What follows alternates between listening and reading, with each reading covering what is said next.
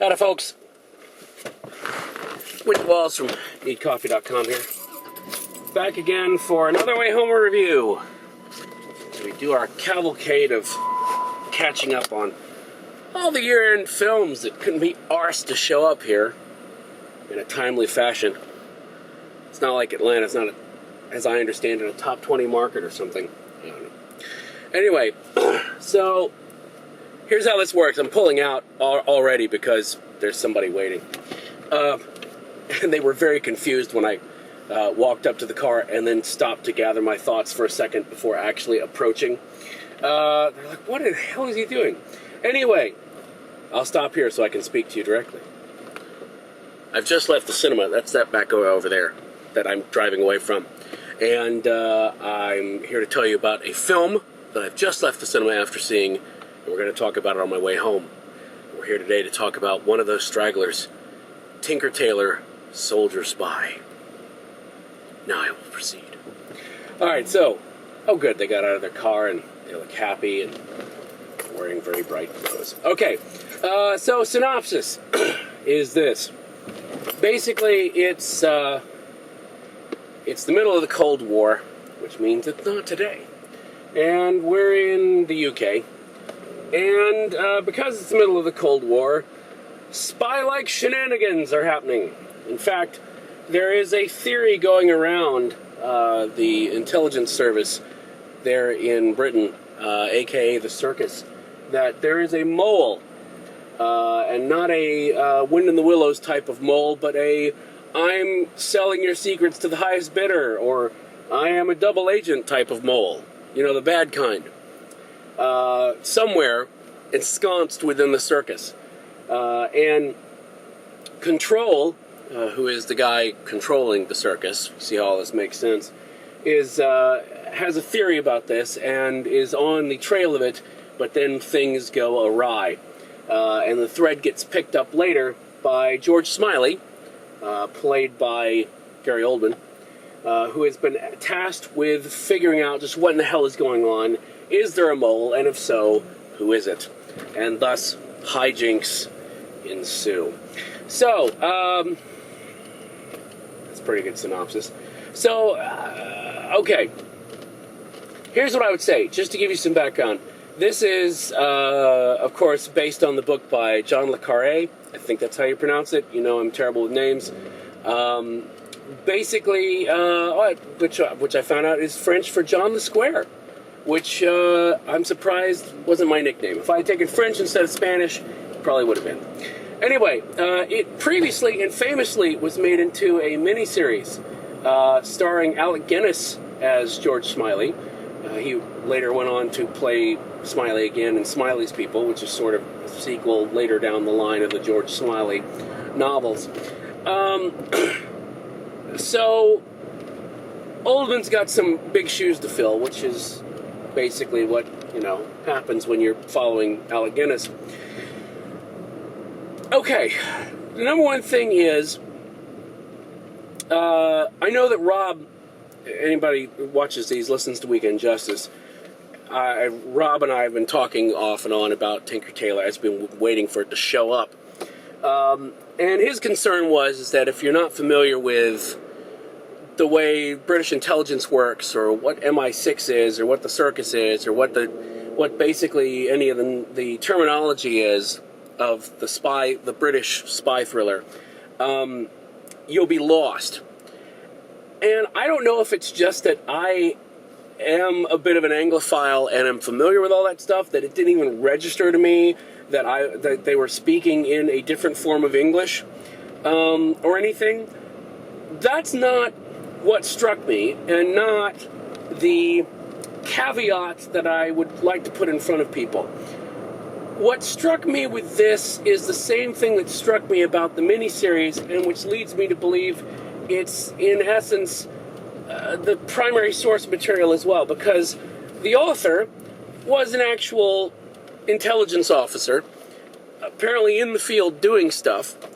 And you know how when you hear about how, cops and detectives and stuff actually work, that what they say about the real world versus like the Hollywood world is that there's a hell of a lot more paperwork and shuffling going on, and time when nothing appears to happen, and then there's like 30 seconds of something happening, and mostly there's nothing happening.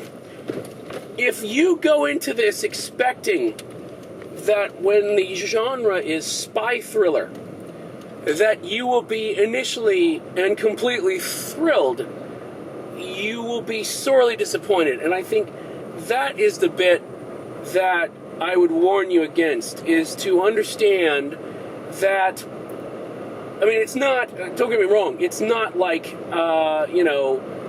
Gary Oldman stars in Watching Paint Dry. That's not what I'm saying. What I'm saying is that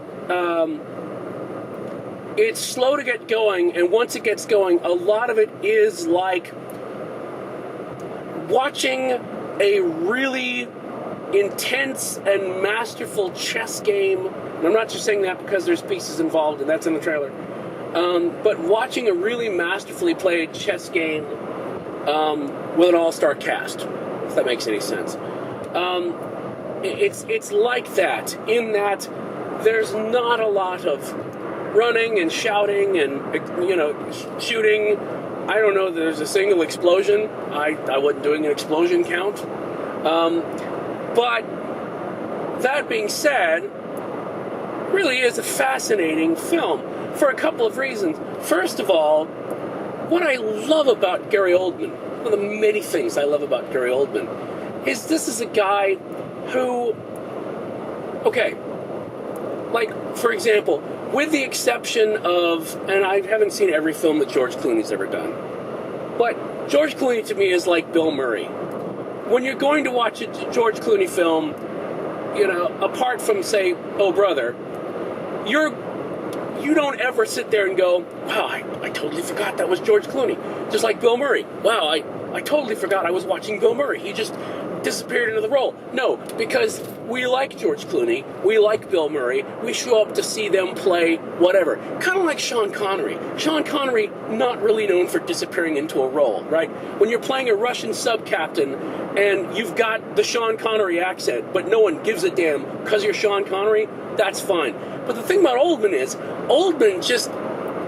he never plays the same character twice, and he can completely disappear, at least for me. I don't know about you guys, but he can completely disappear behind the mask for me, which I find fascinating. Because, I mean, if you had said originally, oh, Gary Oldman's going to play Commissioner Gordon, or in this case, Jim Gordon, really? But then you watch him and you go, of course. Why would you cast anyone else? And the same thing with this. He said, disappearing into the darkness of the tunnel. At no point did I ever sit there and go, oh wait, that's Gary Oldman. But also, and this is what's interesting, at no point, like I said, he's following in Guinness's shoes. Footsteps, not following his shoes. You know what I'm saying? At no point did I also go, oh, well, he's just channeling Alec Guinness.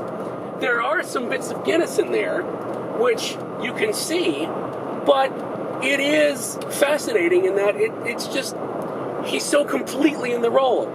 I think it's like the third or fourth scene he's in before he says anything, and yet he's so completely there, and acting well. So, Gary Oldman is fantastic. One of the other things that strikes you, though, once you're watching Oldman disappear into, being George Smiley, is that the cast that they've assembled behind him is extraordinary. I mean, Benedict Cumberbatch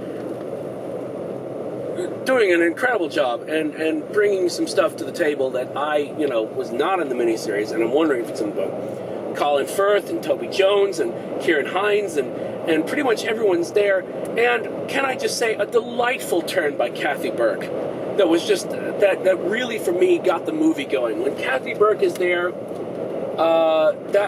if by that point the movie hasn't started for you, then you might want to slip a no-dose or something, because that for me is when, I won't say kicked off, because there's not a lot of kicking, but it did start to move. That for me set the tone for the rest of the film.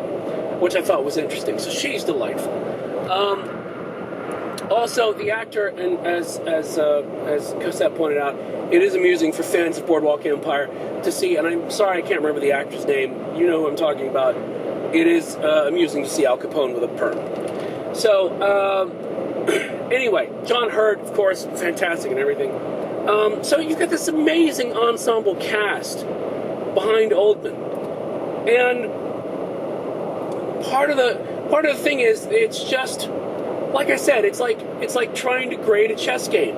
It is well executed and well acted and well written, especially when you consider that, I mean, like I said, I've not read the book, but the original miniseries was like 7 hours long, and yet they managed to condense it down to this 2-hour-plus film and not really lose any of the information.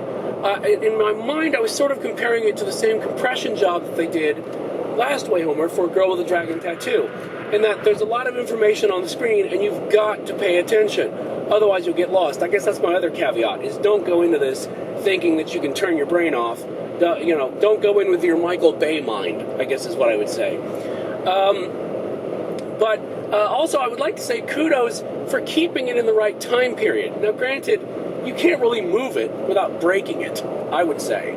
But I can guarantee you that at some point in this process of developing the project, somebody said, well, we could send it to the CIA, maybe 2009, cast all Americans, and if you mock me, just remember they wanted to make Harry Potter and set it in America. So that's not a fake story, that's true. So anyway, it looks amazing, it's well acted, it's well written, and it's just incredibly solid. And it's one of the best arguments for there being like a best ensemble Oscar that I've seen in some time. So, yes. Now, I'm not quite sure what else to say about it, because I don't want to give anything away about the plot.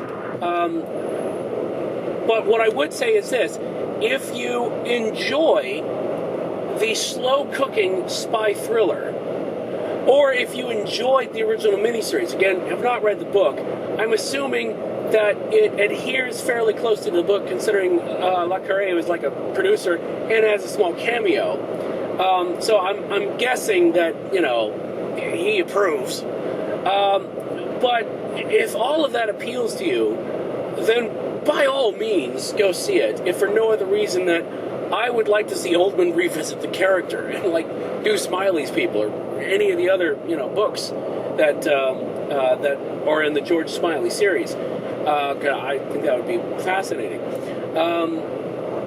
Then yes, I would say feel free to catch a matinee, save a few bucks, but do see it if that appeals to you. Now, cup-wise, I am teetering back and forth between a 4 leaning towards a 4.5. So I would urge you to go to the post on Need Coffee and see what I inevitably decide on. I haven't really had a lot of time to focus on that and figure that out yet. So I'm dancing around it in my head. But it is definitely on up there, and I will say that it will be up for Best Picture, which, as we know, is meaningless because there's 10 nominees. Gary Oldman will be up for Best Actor, and he has a shot at it because a lot of people may think it's time for him to get another statue. And probably Best Adapted Screenplay, and perhaps musical score, because that was quite good as well. But yes, I would definitely say if you're wondering, hey, I like spy thrillers, would this work for me? As long as you're not expecting the Explodo, I think you're going to enjoy yourself. Just go and pack a mental lunch and wait for the goodness to happen, because there's a lot of it going on. And it is indeed, it's the sort of thing that if you do see it on the big screen, you might want to revisit it on video later just to catch some things that you didn't before, because there's a lot of information happening on the screen that you got to pay attention for, and a second watch would be interesting, I think. So there you go. There's Tinker Tailor, the new version. Very pleased with it. Very happy that it finally showed up and we had a chance to see it. So go check it out yourself. Especially, and I will say this though, especially if you're in a larger city like this where we've got a bunch of cinemas and a bunch of screens that they can then fill with Chipwrecked or whatever the hell, it'll probably be here for a few weeks because there was a decent crowd in there for a matinee showing. But I would say if you are in a smaller city and it does show up, catch it probably that week because there is so much stuff coming out over the next several weeks that stuff is just going to get pushed to the sidelines. So that would be my advice to you. But anyway, so there you go. Take your Tailor. Thanks so much for watching these. If you enjoy them, please share them with friends and family or enemies, if you must, whatever works. Do that through Facebook, Stumble Upon, what have you. And indeed, if you are on Facebook, come visit us on Facebook. You can find us at neatcoffee.com/Facebook. That'll take you right to the Facebook page. I don't have to tell you some facebook.com, but whatever, because I can't remember it myself. I just go to neatcoffee.com/Facebook. Anyway, we will see you next time. This is 99, so that means our 100th Wayhomer is next. Oh my God. So God knows what that will bring. I can't believe I've been alive this long. Everyone wave to the CDC. It's coming up on your left. We'll see you next time. Bye. Bye, CDC.